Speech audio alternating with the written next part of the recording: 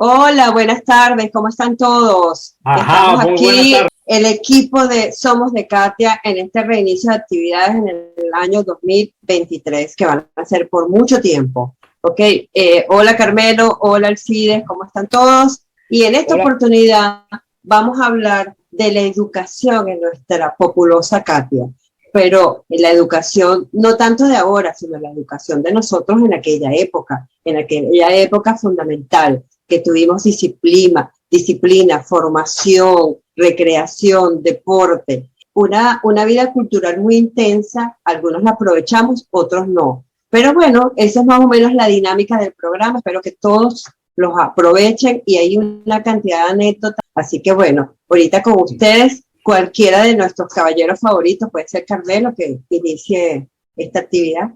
No, yo soy un caballero, le doy el chance al CIDE.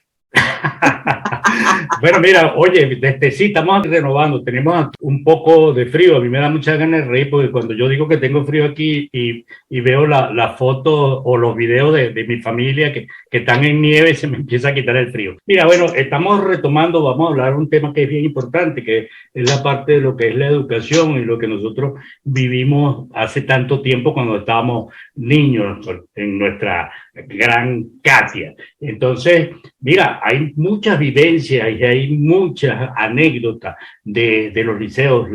Recordar a nuestros queridos profesores, recordar incluso el tipo de educación es bastante importante. Y bueno, mira, una de las personas que es historia dentro de Katia para todo es nuestro gran Carmelito. Y Carmelito, bueno, aparte de ser un tremendo deportista, fue también tremendo alumno, tremendo en los dos sentidos. Tremendo alumno como bueno y tremendo como tremendo. Entonces, Carmelito, tú estudiaste por allá también por los lados de Katia. Entonces, bueno, échanos un recuentico ahí, Carmelo.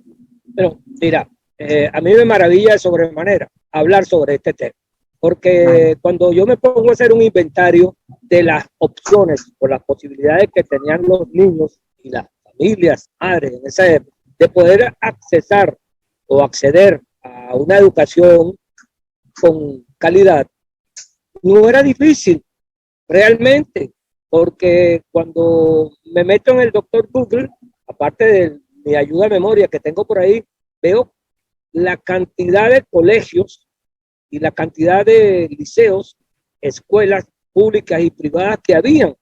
Entonces, inclusive ahora hablando casualmente con un colega de estudios superiores y del liceo, me empezó a hablar, pero yo no me puedo salir, tengo que ponerme del liceo de Pelusín hacia adentro, porque son demasiados y no me daba tiempo contar. Fíjate, solamente haciéndole la vuelta desde el Miguel Antonio Caro y el Espelucín hacia la zona nuestra, entonces fíjate, te consigues con el Antonio José de Sucre, te consigues con la mayor casa de estudio de la formación de maestros, que era el Miguel Antonio Caro. Exacto. Y después te consigues con los liceos, esos que le llamaban piratas, que están en la plaza de Katia, el Santana, el otro.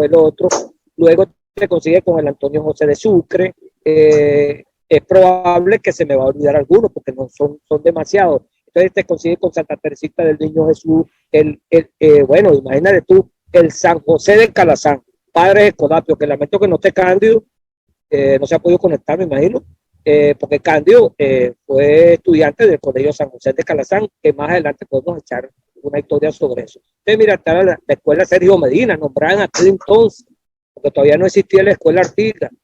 Alrededor de la plaza de Propatria habían dos colegios privados, en donde estaba la iglesia, que hay una clínica, en el centro había, me acuerdo que estudiaba Roberto de la otra vereda, estaban colegios de monjas para las niñas.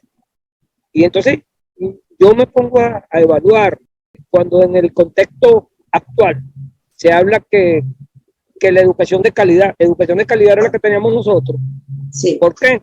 Porque uno, maestros con formación, con ética, con valores. Inclusive, le comentaba yo a Carmencita y le comentaba yo a mi amigo, que es probable que tú lo conozcas, Emilio Palavicini, que es hermano del petrolero Palavicini, estudió en Rusia, por cierto, que los profesores en la escuela Artigas, donde yo estudié mi primera parte de la primaria, los profesores hombres, iban en corbata y las maestras a la escuela Artigas iban elegantemente trajeadas.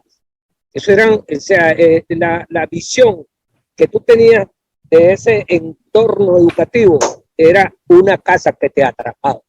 Tú querías ir a la escuela. De hecho, para no encadenarme, que el uniforme que nosotros usábamos, tanto en la escuela primaria como en la secundaria, era algo sagrado. Nuestra mamá, nuestra abuela, nos acomodaban la bata, inclusive después nos enseñaron a plancharla. Yo planchaba mi bata, que era la bata de chichero, o tuve también la bata como la del doctor Kilder. Para los que no se acuerdan, el doctor Kilder era una serie de médicos. Entonces, había una bata que se abrochaba uno por acá, y entonces, pero tú ibas elegantemente trajeado para tu cuestión, con tu pantaloncito bien planchado y le sacaban.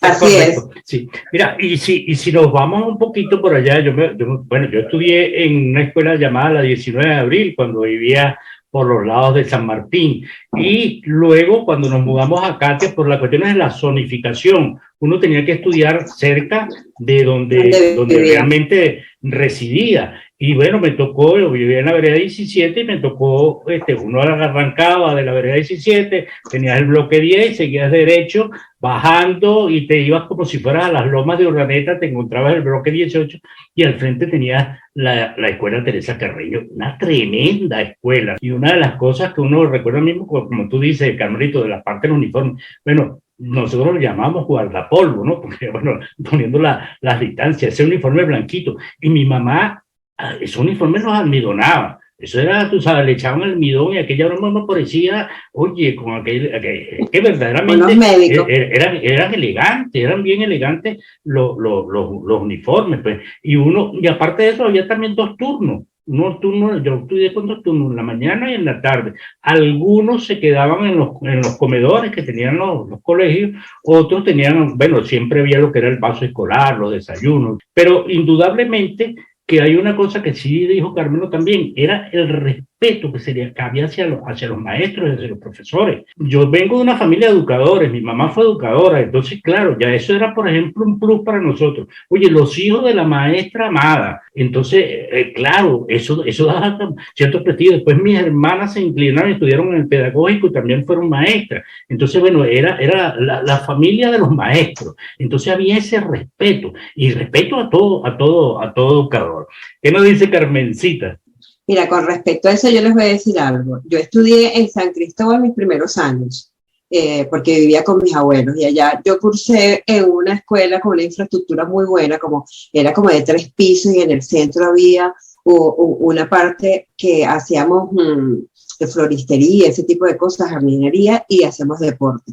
Pero cuando yo llegué a Caracas, a mí me causó tanta impresión llegar a la Teresa Carreño, que ahí todo el mundo iba de punta en blanco. Y me acuerdo que al entrar había una maestra de guardia que revisaba a las niñas para ver si el uniforme, que era blanco, estaba pulcro, si tenías tus medias a la rodilla, si tenías tus zapatos negros y si no tenías piojo. Eso nada más de entrada, tú decías, Dios mío. Y cuando tú ibas a tus salones, ¿verdad? Había, por lo menos a mí me pasó, que a partir del 4º grado en la Teresa Carreño, dentro del salón había una disposición de los mejores alumnos, de los medianos y de los que no eran tan buenos. Entonces cualquier persona o cualquier niño que pasaba por el pasillo de la Teresa Carreño y ubicaba la fila a mano derecha, bueno, están estudiando o están sentados los que tenían buen promedio en el colegio. Pero aparte de eso, había otra cosa dentro de esa institución, que era la convivencia entre lo cultural, lo académico y lo deportivo. Y lo cultural era la parte del auditorio que donaron mucho después, el tocar algún instrumento. Y la convergencia que había de los otros colegios cercanos, porque tú sabes que uno defendía su institución, uno nunca hablaba muy bien del de al lado ni el de atrás, sino para mí la Teresa Carreño era lo máximo. Entonces cuando convergíamos en el Inca de Catia, la niña que estudiaba en la Carbonell, que estudiaba en las Lomas Urdaneta, o sea, ya ahí era otra cosa, pero cada quien venía como que bien centrado académicamente por lo que te impartía en cada institución, y que una de las que siempre estuvo punta de lanza fue la Teresa Carreño, porque te exigían de una manera que no podías, o sea, no podías sacar 11 ni 12, o sea, tendrías que pasar con un buen promedio. Y yo no sé si ustedes se acuerdan que para presentar un examen final tú tenías un jurado y tenías aprenderte unas cosas de memoria, era, Y uno se ponía examen muy nervioso. oral y escrito. Okay. Oral, y eso cambió, y eso cambió con el primer gobierno de Carlos Andrés Pérez. Me acuerdo yo que modificaron el penso de estudio, que me acuerdo yo que fue en el año 72-73, que de ahí yo fui zonificada para el Antonio José de Sucre, que en aquella oportunidad todos los liceos tenían como una especialidad, las técnicas, y había Antonio José de Sucre, que estudiaba nada más enfermería, pero como modificaron el pensum en esa época, entonces era ciclo básico y ciclo diversificado. No sé si ustedes se acuerdan de ese tema. Fíjate que para mí es importante ubicar en el contexto la infraestructura, porque eso ha cambiado mucho, pues. Fíjate que inclusive yo siempre he estado en contra de que los estudiantes se sienten uno detrás de otro en los pupitres, pero ya por mi análisis ya en el tiempo lo entiendo. ¿Por qué? Porque eran salones con 50 estudiantes o 40 estudiantes, y tú no podías sentarlos como yo en la universidad o en otros espacios, los sentaba en herradura, porque una de las cosas bien importantes, bien interesante no existe, porque si no existiría mal importante. Una cosa de la interesante es que tú puedas ver al alumno de frente y él te pueda ver a ti. Entonces, ¿por qué? Porque desde ahí se inicia la posibilidad de hablar en público, soltar tus manos, la expresión corporal, que te vean, que tú te sientas, y cuando llegas, y por eso después lo vamos a hilar con el campamento, con la recreación, porque eso tiene una bondad estupenda, y lo puedo decir con propiedad, porque yo, aparte, casi que en el campamento, viví el campamento toda mi vida, ¿no? Y entonces, ¿qué ocurre? La disciplina de estar sentado en el salón, y cuando entraba un maestro o entraba un representante, automáticamente, buenos días, y se vuelven a sentar. Y cuando se iban, se paraban. Entonces, esa disciplina que coadyuvaba la disciplina de la casa, porque la casa es bendición, entra y sale. Cuando entra y cuando sale, bendición mamá, bendición papá. Es así. Y, acomódate la bata, amárrate los zapatos. No como ahora, que los muchachos andan con esos zapatos todos locos, con la ropa rota, porque la disciplina es como, por eso el deporte no puede ser indisciplina, por eso le llaman la disciplina deportiva, porque a través del deporte se va formando a la persona en cuanto al respeto de las cosas. Tú no necesitas aprender a manejar cuando tengas 18 años para conocer que el semáforo en rojo no pasa, el semáforo en verde pasa, y el semáforo amarillo es que está para pasar. Entonces, la escuela es un semáforo. La casa es un semáforo que te dice a ti cuándo, cómo, dónde, para qué y con quién. Entonces, de alguna manera, amalgamando los valores de la casa, la enseñanza de la escuela y, como decía Bandura, el entorno social de la comunidad, tú logras trascender. No importa que seas de Katia, no importa que seas del Amparo, no importa que sea del último ranchito de arriba, porque la formación de ese triángulo te va a dar a ti la herramienta para trascender en cualquier parte del mundo. Fíjate, ahora nosotros somos un ejemplo. Tú estás en Argentina, tú estás en Elche, España, yo estoy en Miami, y somos venezolanos. ¿De dónde? De Katia. Sí, señor. Sí, señor. Es así. Sí. Mira, pero hay algo importante también que comentaba, de los cambios que se han dado. Yo también recuerdo que colegios después empezaron en los últimos años a tener no solamente para la época de nosotros jurados, sino que teníamos también varias maestras en sexto grado. Es decir, para que tú cuando pasaras ya a bachillerato, que eso era lo que se acostumbraba por materia. Había la rotación. Sí, y no te pegara tanto, porque a veces eso pegaba, porque uno se aferraba tanto a sus maestros, porque incluso, oye, la maestra, el maestro de uno era alguien que era nuestro. Era su segunda mamá. O sea, y oye, incluso hasta uno llegaba a enamorarse de las maestras, ¿no? Fíjate que a mí que se me pasó con la cuestión de la infraestructura, que me parece interesante, un poco por ese aprendizaje significativo que todos obtuvimos. En la escuela Artigas, recuerdo que cuando tú entrabas, bueno, primero había un espacio suficiente para hacer las filas antes de entrar, igualito te chequeaban las uñas, el uniforme, el pelo, todo eso, y detrás tu maestra adelante a tu salón. Y cuando tú estabas dentro de la escuela, esos salones con tu pupitre bien organizado donde podías meter, algunos tenían el que se levantaba hacia adelante y ponía a poner los útiles allí, o el pupitre que tenía una rejilla abajo, entonces tú lo podías poner, o tu bulto si lo tenías allí, ¿no? Entonces, en la escuela Artigas, un poco haciendo como una retrospectiva, estaba el salón de música. En el salón de música había un piano de cola y había una maestra de música que recuerdo que cuando nos enseñaba teoría y solfeo. Sí, la teoría y solfeo, y empezaba ella a articular, se le veían las muelas de oro.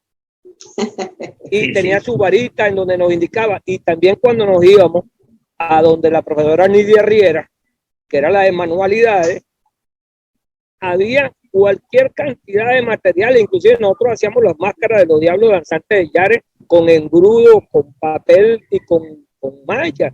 Y también cuando nos daban, los maestros nos daban la información sobre el papel secante para hacer el semillero. Exacto. El semillero, entonces nos íbamos a la parte de atrás y cada salón tenía una parte en el huerto. Entonces ahí sembrábamos maíz, ahí sembrábamos algunos vegetales y luego le íbamos a dar vuelta a eso. Entonces tú dices, desde esa óptica, desde esa perspectiva, en donde los maestros no tenían tanto conocimiento profundo de aquella filosofía aristotélica y de Platón, pero sabían acercarse más a tu realidad.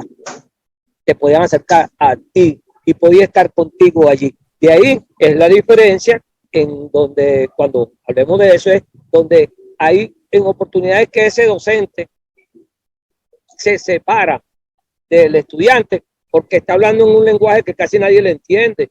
Y entonces, como decía, creo que era Elena Soa, o la cosa más sencilla. Sí, es que también en esa época que nosotros estudiamos, había un acercamiento muy personal en lo que tenía que ver con el alumno y el maestro. El maestro verdaderamente se ocupaba de cada uno de sus alumnos y te conocía de todas las formas. Si había un muchacho que era deficiente, era porque allí había algún problema. Y ese maestro se involucraba en averiguar por qué ese muchacho era deficiente en ese año. Y buscaba la manera de unirse a la familia para resolver ese problema. Que creo que ahora, bueno, si tú saliste mal, ese es tu problema, bebé, ¿qué haces? Pero en aquella época me acuerdo, porque yo estudié con varios muchachos que vivían, como decía mi mamá, en la copita del cerro, que tenían deficiencias y no era porque el muchacho no era inteligente, sino que tenían hambre. Y entonces la maestra a nosotros nos decía que lleváramos, si teníamos un bolívar de merienda, ella los recogía, no era que nos obligaba, sino que nos decía, bueno, de ese bolívar usted le va a dar medio, yo lo guardo y con eso le comprábamos la merienda a ese muchacho. O le ayudábamos a comprar los cuadernos, o le ayudábamos a forrar los cuadernos, pero no lo hacíamos ni lo veíamos mal, simplemente él tenía una necesidad porque la maestra a nosotros nos decía que teníamos. Se quedó pausado. Se quedó pausado. Claro, imagino que la internet le está fallando un poco, pero podemos seguir. Fíjate lo siguiente, Alcide, Carmencita, cuando se incorpore.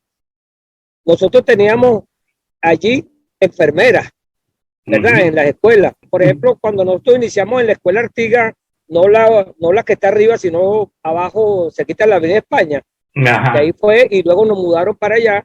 Ahí había la parte esa de salud, pues. Y cuando venía, por ejemplo, todas esas marcas que tengo yo aquí en el Sí, brazo, exacto, sí, aquí, le quedábamos. y en la espalda, era que te iban a poner la vacuna de la antituberculosa, de no sé qué cosa, pero eso te lo hacían en la escuela. Que lo Eso te hacía lo hacían en la correctamente. escuela. Entonces tú dices, esa visión que se tenía, esa visión que se tenía es un poco lo que decía Carmencita, porque había un matrimonio en lo que llaman la comunidad educativa, la casa y la escuela. Entonces, si el muchacho se desviaba, mira, el muchacho no está viendo para clase, iban a tu casa a preguntar, mira, ¿por qué Néstor Jackson no ha venido más para clase? Sí, eso es importante, que era lo que yo iba a comentar con lo que decía Carmencita, porque nos iban a visitar a la casa y uno decía, oye, de pronto llegaba la maestra y uno, no, y llegaba a hablar con los papás de nosotros y bueno, aquello decía, como todos nosotros los venezolanos, que cuando llega alguien a visitarnos el cafecito y siéntese aquí y bueno, y venía toda la conversación y tú sabes, y uno por allá oyendo lo que decían, y entonces eso era bien importante. Mira, Porque había Alcide, una y relación. las escuelas tenían tremenda cantina. Yo recuerdo Claro. la cantina de la Artiga. Bueno, que inclusive como se hacía tanta cola, porque esas escuelas tenían, yo pienso que estaban entre 800 y 1000 estudiantes promedio. 800 y 1000 estudiantes. Entonces, cuando salían, habían dos timbres, ¿verdad? Entonces, yo recuerdo que mi maestra Marcano, que era como coordinadora de cantina, organizaba a unos vendedores ambulantes, yo era uno, con, ¿sabes? Como esa bicha plástica que parece un sombrero al revés. Ajá. Y ahí estaba el sándwich ese de diablito con mantequilla, diablito con mayonesa. Y entonces yo iba por el patio y en ese patio yo vendía los sándwiches que vendían en la cantina, los vendía por ahí, la gente no tenía que ir a hacer toda la fiesta. ¿Cómo es esa visión distinta, verdad? Y en aquel entonces que sí, podemos decir, ok, habían limitaciones desde el punto de vista económico y todo, pero de alguna manera eso se reestructuraba dándole un soporte desde el punto de vista social y del acercamiento, un poco más de esa atención tú a tú, de saber quién eres tú, qué pasa en tu casa, quién es tu familia, cómo lo haces.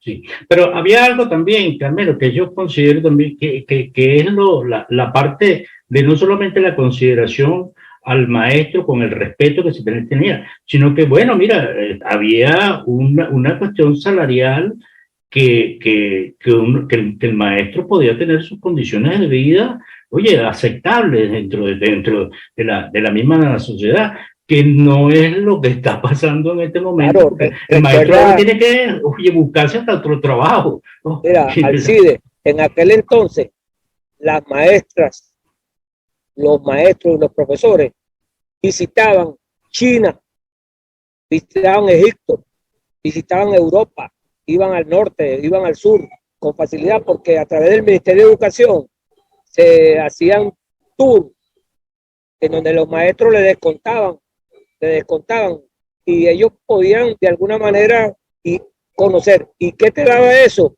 Bueno, una visión de un docente que conoce otro país, trae más formación y otra visión para compartir con sus educandos.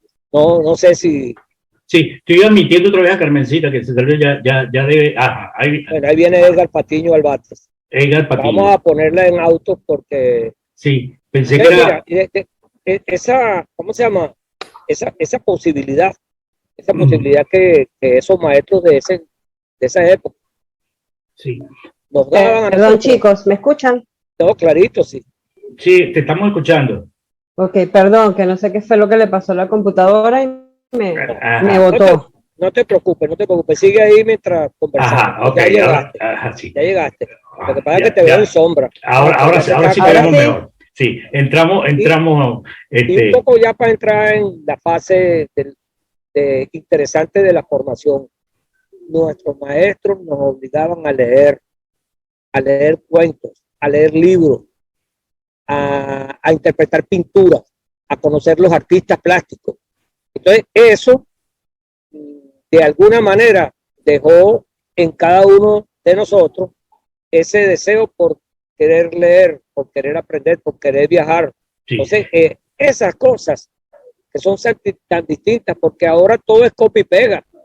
Sí, pero fíjate, Carmelo, que eso es bien interesante, porque cuando uno hablaba, por ejemplo, yo que doy clase ahora y que doy matemática, entonces siempre uno habla de ese pensamiento lógico-matemático, que implica que tú sepas leer, eso es importante. Entonces, la lectura pues era primordial y verdaderamente exigían mucho, a nosotros nos exigían mucho con respecto a la parte de lectura. Pero voy a añadir algo con respecto a este tema. En aquella oportunidad, por lo menos hasta que mis hijos estuvieron en primaria, yo me acuerdo que era la importancia de cada materia, no era que matemáticas era más importante, educación física no era tanto, castellano y literatura era otra materia y por lo tanto tú tenías que dedicarle menos tiempo. En nuestra época, todas las asignaturas eran importantes, todas tenían la misma prioridad, todas tenían una evaluación exhaustiva de lo que tú tenías que hacer y no era que te ridiculizaban en público, sino que te corregían de una manera que a ti más nunca se te olvidaba que, por ejemplo, antes de P y B se escribe M, por ejemplo. Era algo importante. Fíjate, tú tocaste algo importante, disculpa que te ataje, que se llama vocación. Ajá. Vocación. Sí.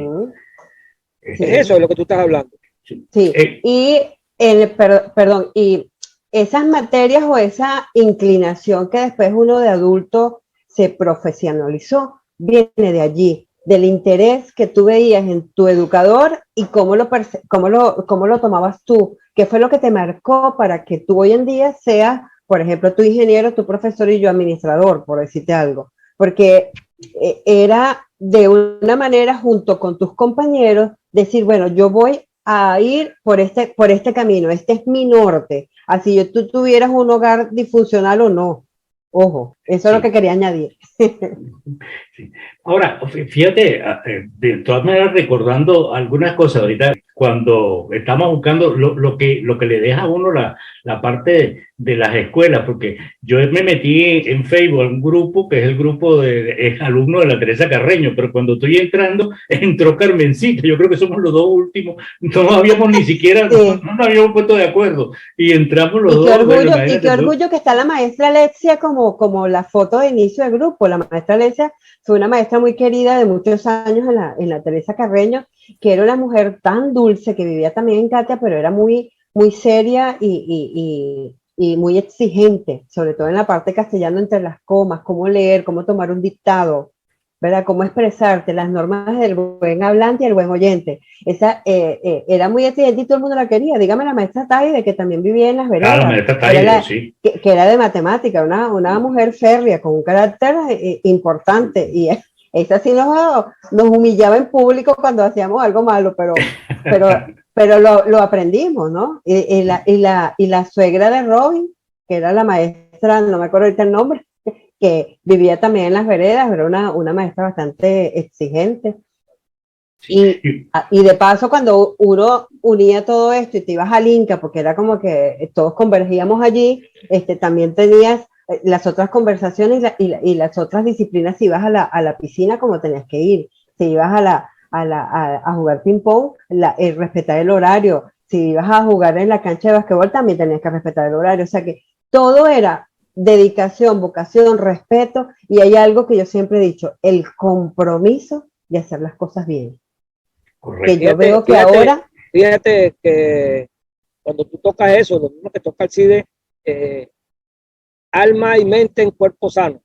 Alma y mente en cuerpo sano. Entonces, cuando vamos al centro juvenil, que por buena casualidad se montó ese centro juvenil ahí, es un oasis que inclusive desde el punto de vista cultural, deportivo y recreativo sirvió, o no sé si todavía sirve, de apoyo para todos los colegios de la zona, para que el que no tenía el espacio suficiente, ahí lo de la escuela, hay una escuela en la vereda 18, la escuela Urdaneta. Ajá. La escuela Urdaneta. Ellos, sí. Recuerdo que hacían su carnaval, sus disfraces y todas las cosas allí. El maestro Chávez, que era profesor de educación física en la Teresa Carreño, daba clases allí. Creo que un amigo Crespo, que le decían Mondongo, que también jugaba basquetbol en el centro juvenil, fue profesor de la Teresa Carreño. Y así sucesivamente, una cantidad de cosas que después que estabas en la escuela, en la educación propiamente, la formal, pasabas al plano no formal, con la actividad recreativa, con la actividad deportiva, con el camping, con los cines, con las películas y con una gran cantidad de cuestiones que de alguna manera se jugaba bingo, ibas al béisbol, las mamás iban al centro juvenil, en este caso, a hacer tortas, a hacer costura, y entonces eso daba una visión integral de lo que es la formación de una comunidad. Sí. Que son los valores principalmente, ¿no? Sí, claro. Y hay otro tipo de recuerdos. Una cuestión de cuando uno entraba a los colegios, como limpiaban los colegios, el acerrín, ¿no? Al acerrín le echaban acerrín. Esa es parte también de las vivencias. Y una cosa que quería contar es cuando había la parte de los exámenes, que como dijimos, eran conjurados. Yo me acuerdo que entramos y uno iba muy nervioso. Entonces hablaban pero ahora viene la parte de geografía. Entonces preguntaban, una maestra estaba preguntando ahí, mira, un estado de Venezuela que queda en el sur, que es llanero, ¿cuál es su nombre? Oye, ¿no? Entonces la maestra, tú sabes, para ayudarlo a uno, decía, apure, que ya falta poco tiempo, apure, apure, Entonces, bueno, ahí lo ayudaban a uno. Eso también, bueno, era parte de las exigencias. Y después uno se acordaba, cuando iba a presentar después su tesis de grado y todo esto, oye, que tenía jurado, y bueno, ya pasó por la experiencia de jurado. Ya pasaste el susto. Sí, señora. Ya pasaste el susto. Pero fíjate que el tema es largo, por eso no se puede abordar tantas cosas en tan corto tiempo, entonces yo pienso que podemos llegar hasta aquí con esta una segunda parte. Con este abrebocas, y luego de aquí seguimos con una segunda parte. Pero lo que comentamos también, la invitación a los miembros del grupo, porque los miembros del grupo, como todos, pues estudiamos en un colegio, que nos digan en qué colegio estudió, cuál fue su maestra, si tiene alguna anécdota, para complementar pues, la parte de... Es probable que aleatoriamente, o podemos mandarle al mismo grupo, que hablen quién fue su maestro que lo marcó, o su escuela, cómo le gustó, que diga 3, 4 cosas que la podamos aglutinar y poderla comentar. Sí. Entonces, mira, oye, regresamos con esto. Un abrazo para todos. Vamos a ver que se nos incorpore el amigo Cándido. Esperemos que Cándido se nos una en cualquier momento. Y ahora venimos nosotros con la edición del programa. Gracias. De todas maneras, fue enriquecedor y perdón por el impasse que tuve aquí con la computadora. Un abrazo intercontinental. Somos de Katia y Katia no se rinde. Somos de Katia en el 2023. Así es. Chao. Chao.